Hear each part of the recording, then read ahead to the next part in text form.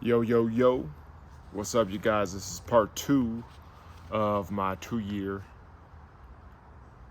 dreadlock Natty Dread with curly hair anniversary. I've been journaling now for 2 years. As of 2 days ago, August 11th, which was Friday. Um, Today I'm going to try to be a little bit more focused and exact and try to wrap this up as soon as possible. About I got out of the shower about 30 minutes ago, so still wet, still dripping, things like that. Before I begin, there's something I do want to do. I do want to go back later on and review my dreadlocks all the way from the tapered hair fade that I had, the tapered haircut that I had. Actually, I don't have any documentation of that part, but probably about a month into it, about September or October, I have that where it started getting curly.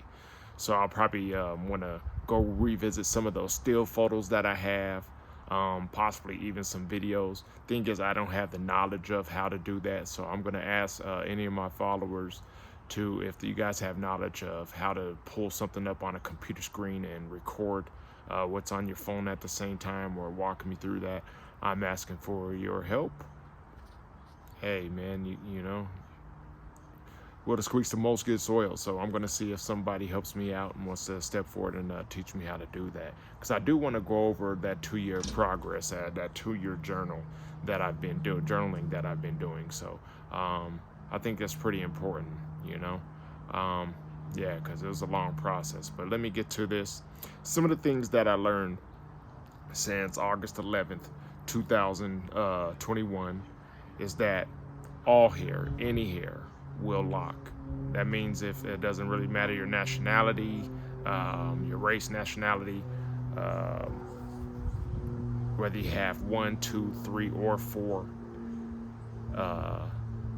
hair, it's going to all lock over time, which brings me to the second part of that, which is be patient.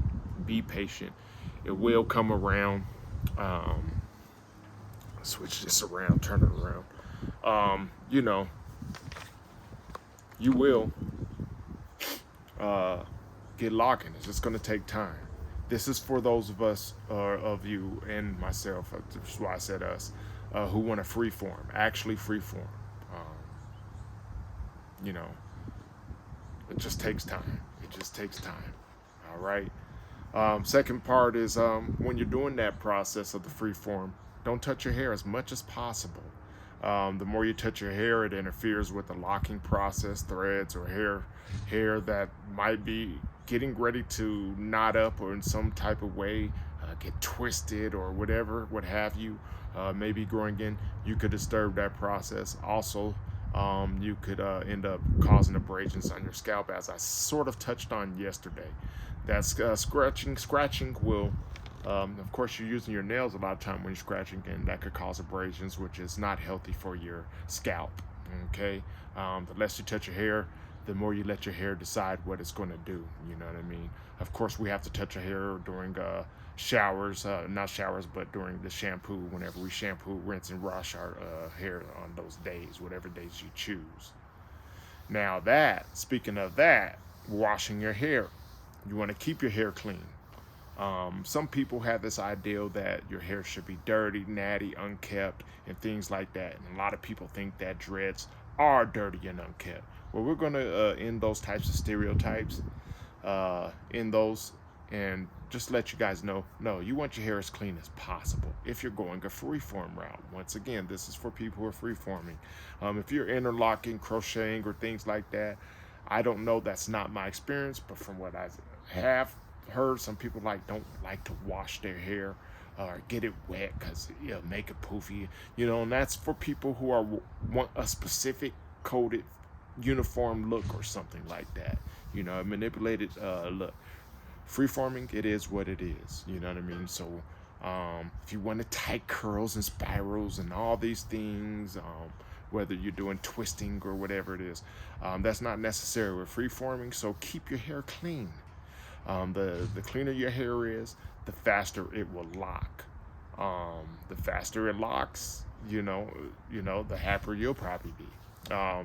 But we're gonna kill those stereotypes about your dreads having to be dirty or freeformers look dirty or all these things. There's a lot of negative connotation out there for people who don't have it. But I'm glad to say within the past 2 years that I've been on my journey, I've been seeing more people who might have started off with maintenance locks or haven't been locking at all and are actually picking up the idea that they want to actually freeform.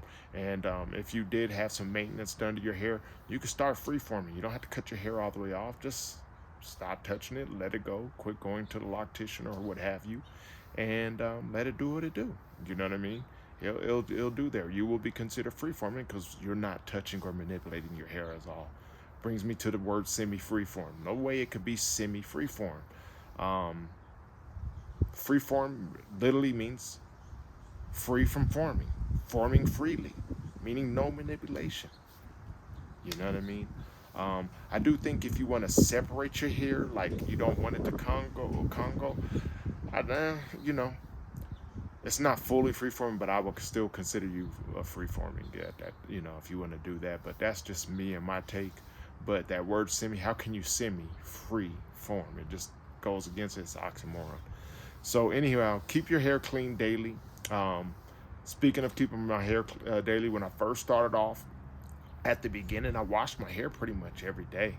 Um, um, and I went in that circular motion like how I talked about. Choose your circular motion. I chose clockwise, and I continue to go do that every day. As my hair started getting longer, I went from every day to like every 3 days. We could break that down later on, but I'm not going to do that right now. Another thing, after the 3 days, I went on to weekly shampoos, which is where I'm at right now. I'm going to continue the weekly shampoos for as long as I can. I like my hair clean. You know what I mean? As much as possible. That's one of the things that, like I said, I found out works and keeps your hair locking. But I also like it. I want to try to look where I'm not rinsing every day. Speaking of rinsing, I'll come back to not rinsing every day. But speaking of rinsing, you want to rinse when whether you're shampooing your hair, cleaning your hair daily, every 3 days, 2, 3 days, weekly. Whenever you rinse your hair, use cold water. Use cold water. Helps your hair. It's real frigid. Makes it lock up. You know, your hair like it. Imagine how your body is when you put cold water on you. Well, guess what your hair does? Same thing. It tightens up. It constricts. It constricts, and that helps the locking process. And if you ever seen hair under a microscope, it's actually rigid. Feels smooth, right, when we touch it, but it's actually rigid, and it helps those I don't know how I can say it. It's almost like a scale, almost like scaly, like a fish skin, but it's hard to explain. But they'll start to lock into place, and that cold rinses will help those tighten up and constrict, and they start connecting to each other. You know what I mean?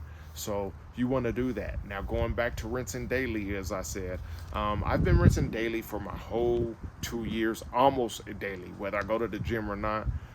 Usually on Saturdays, I don't, because I know the next day is my shampoo day, and I do things on the weekends. Those are my times where I get to do things like cut the grass, like I talked about yesterday. So I'll get into the shower later on that day, which doesn't give me enough time to dry off my hair. So moving into this winter, my hair is much longer than it was last winter, and of course the very first year, which was 2021, it's way longer than that, right? So my hair is getting a little bit longer. It's going to take longer to dry out, so I can't really rinse. I don't think I'm going to be able to rinse daily. I'm going to do it as much and as long as possible, but I'm going to make those adjustments. Always making adjustments during your journey. You're going to have to not be rigid yourself. You're going to have to be flexible and make some decisions on the fly, So that's another thing. After I rinse my hair, I don't use towels to dry my hair. I know some people believe in using microfiber towels, things like that. If that's your thing, cool. This is my journey. This is not so anonymous journey, not yours. That reason why I don't use the towels is because I feel like I'm touching my hair again. Unnecessary. It's just me. It could be a mental thing or whatever. I don't know. To each his own. That's what works for me. You know, I don't really want to interfere with the locking process. You know what I mean? Um, I haven't separated my hair, but I think about it, and I might do it one day. Especially this top that's locked in. We'll see how it grows out. But as of right now, what I'm saying is I'm being open-minded to it. I'm not going to say that I'm not. Like I said, I'm not trying to be rigid. I'm trying to be as flexible. But if I decide to make these adjustments on the fly, I should be able to do that. My choice of not using a towel is mine. Also, even if you have microfiber towels, it still has microfibers in it. So if there's a green, yellow, or things like that, you could possibly transfer over some of those little particles into your hair. I don't want to do that, and I don't want to interfere with the locking process in general. So that's why I don't. Okay. Once again, it's up to you on your journey. You want to keep your hair. Some of the things that I learned about the health of your hair. All those things are about the health of your hair, but then there's some other things that tie into the health of your hair. You want to keep your hair hydrated. I live in Denver, Colorado. It gets cold out here in the winter. It starts to get a little bit cold throughout the fall as well, and towards right before fall, it gets a little. We have like some manic weather out here. It's up and down. We could have 4 different weather ranges, from sunny to cold to rainy to rain with sun, snow, with sun, things. We just have crazy shit that happens out here, for lack of better words. But in the wintertime, it's very important for me to keep my hair hydrated, because it could get dried out. I have light brown hair. Normally it probably looks darker right now because it's wet after getting out of the shower. But it's light brown hair, and I'm older, you know what I mean? I just turned 48 years old, so I have gray hair, things like that. But it's naturally like a light brown hair in the summertime. My hair as a child would always start off light brown, turn into red hair, like literally red hair. My grandma was a redhead. And she was a dark-skinned woman with red hair, beautiful. So my hair goes to red and to blonde, you know what I mean?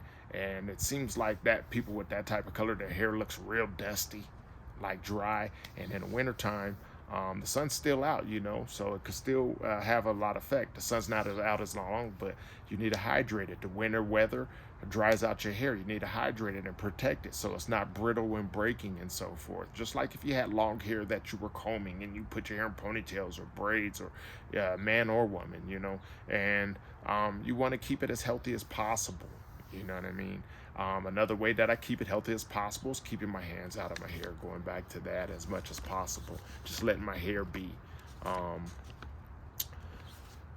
Also, some of the other things that you want to do for your hair that I've learned over this year, and I thank God I was already doing it.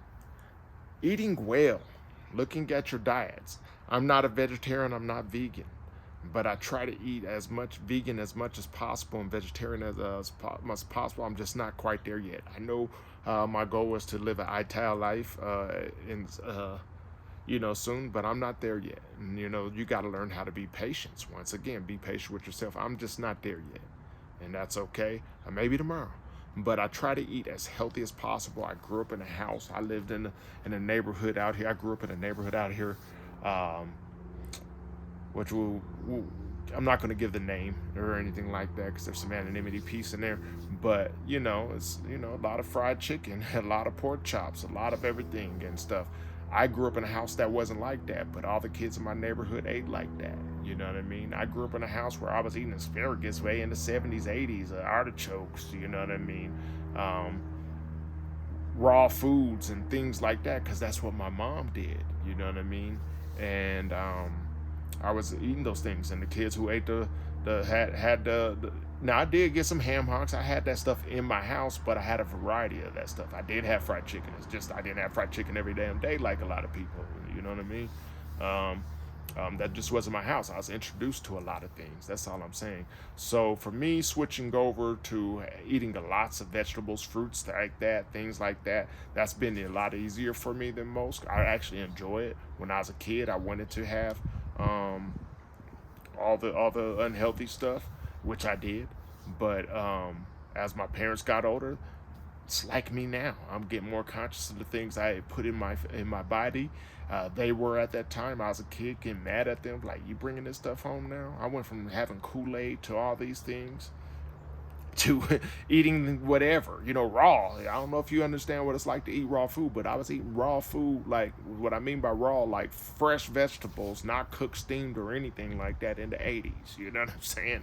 And that wasn't something that was a health thing back then. So, but you want to eat well. I'm not saying that you have to eat like that, but you want to, and what you eat also deals with your hydration, like watermelons, cantaloupes, things like that, that helps with your hydration, fruit, vegetables, that helps keep you hydrated. If you look at my post yesterday, I want you to look at my lips today. They're a lot better. I was out working in the yard and I wasn't keeping hydrated. So when I filmed that video, my lips were super crusty. You know what I mean? I've been hydrating since then, but that's what your body looks like when it's not hydrated and you're not eating well. So I've been eating fruit, vegetables, salads, all these things, since yesterday, and look at me today. It's a total difference. And that has an effect on your hair, your skin, your hair, everything, right? So you want to eat well. Sleeping well is another thing that you want to do. I try to get as much sleep. I'm not the greatest at that. That's something that almost like becoming a vegan, living an ITAL life. That's something that I'm working on because my brain moves a mile a minute. If you can hear me talking right now, I'm just talking. And that's also how I lose my place. I might have ADHD. I don't know. It don't really matter to me. I've been living with it my whole life and I feel good. See how quick that changed? Good example. So sleeping well. What you want to do is for me, I'm normally asleep probably like 12 in the morning. I wake up about like 7, 8. So I'm getting about 7, 8, I'm still getting my 7, 8, but I need to start going to bed a lot earlier. And the reason why I need to start going to bed earlier is because I want to wake up earlier so I can have more time in my day to go to the gym and exercise. I'm not making it to the gym as much as I like to, but that's a goal that I don't have to have everything accomplished right now at that moment, but I'll get there. But yeah, that's some of the things that I want to do. So sleeping well, speaking of going to the gym, those are some things that help your body. You want to get your blood flowing, things like that. That's great, so you really want to make sure that those are all the things that I learned.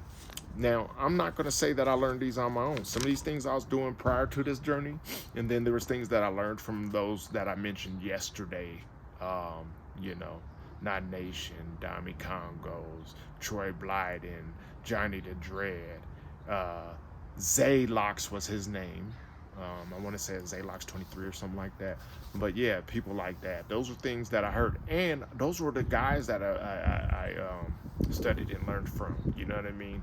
And but there were a lot of women that I learned from as well. I don't have their names, unfortunately. Ain't that so much like a guy to do that, but unfortunately that I did that. But there's a lot of women. I learned how to do the cold brews. I learned how to make my own rosemary water. And these were people who weren't even doing dreads as well. So learning things that were good for your hair and healthy for your hair. So I want to challenge everybody to try to figure out if you're going to embark on a Natty Dread Freeform Journey.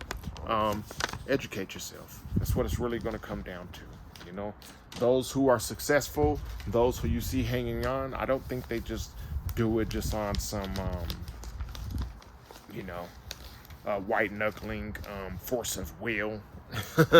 You know what I mean? I'm just gonna, no, it takes a lot. It takes for me to see other people struggle and to encourages me and me to learn from them what they do, and hopefully I'm passing that on to you. So yeah, before I get out of here, I'm about to get out of here right now, but I want to show you what my hair looks like right now. Okay, so since my hair is still sort of wet and so forth like that, so let's see. So first things first, this is the curls after a wet day. Hopefully I'm getting it. I don't know what it looks like. I'm hoping I'm getting it. Probably not. The camera's turned that way. But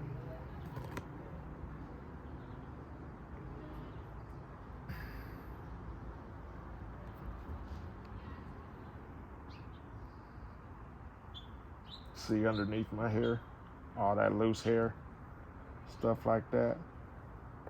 It's very normal and natural.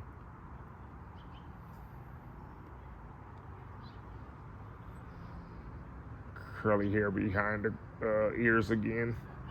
Those will lock one day or not. I mean, it's all good. We don't have to be perfect. My first lock. I got this first lock right here. Hopefully you guys are seeing it. But I got this first lock right here when I was in Maui last July. So it's been, what is that, 13 months ago? That was my first lock. And speaking of 13 months, it took me 11 months to get my first lock. And there's just some little dangly little thread thing. And you know where the fires just happened? I went snorkeling off that bay and so forth, swim with the shark and so forth when I was in Maui. But yeah, man, that was my very first lock. Now look, oh, speaking of that, since that's my first lock, I also want you guys to know, I counted my locks. I have about 10 locks. Some of these locks, like these two, they're getting connected, webbed in the middle. I don't know if you can see that right here, but they're connected.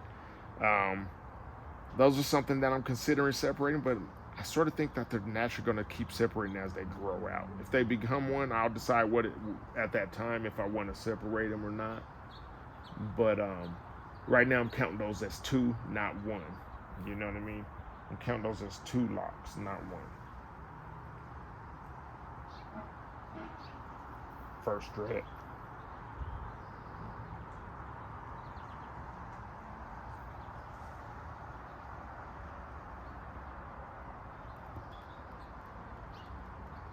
Pull out. Side view right there. Side view right there. Zoom in a little bit. Let you guys see. So that's my kitchen. All right, man. That's enough showing you guys that. That's it. 2-year lock journey. Once again, if you guys know how to edit, like do with still photos that I could like critique my own hair, show me how to do that. You know what I mean? And be able to do it like on my computer. I have an iMac. I could also do it on my MacBook Pro or anything like that. If you know how to do that stuff, please tap in with me, DM me, check me out. I'm also on Instagram, but I'm not under Not So Anonymous. I'm under my business, one of my 3 business names, which is Mint Underground. That's MINTUNDERGROUND, Mint Underground, for my music store. But yeah, check me out, man. If you could tap in with me here, I don't know. Actually, don't tap in here. Tap with me. Well, we'll see. Tap in with me here, Instagram, if you like. And I'm also at mintunderground.com on Facebook, or Mint Underground. No, what am I on Facebook? I want to say Mint Underground Music Man or something like that. But yeah, look me up. And you know, I'm just looking for some help so I could critique my own. I think it'll be a cool thing to go over my own and share that with you guys about the process with the still shots, some of the video as well, some video edits, to show where we're at right now. Okay? All right. Thank you for your time. 2 Stokes. And I'm out.